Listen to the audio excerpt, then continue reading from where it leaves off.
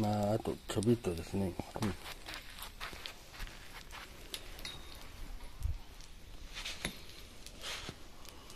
入れようとしてますけど、入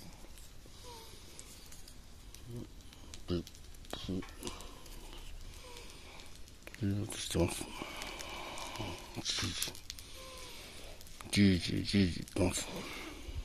じいじ言ってますと、ちょっとこっち、よいしょ。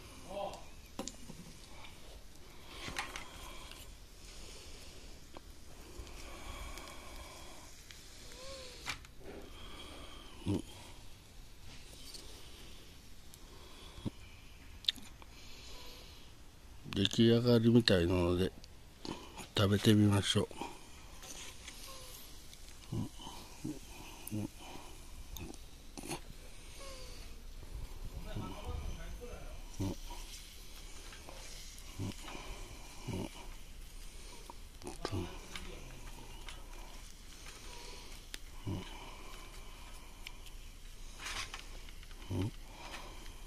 よし。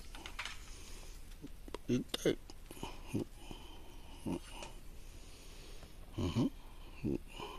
おっ。食べます。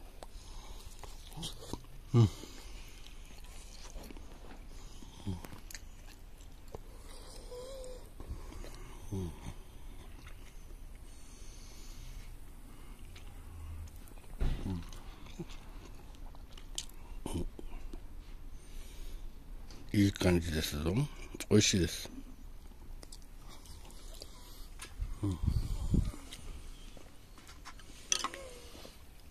とりあえず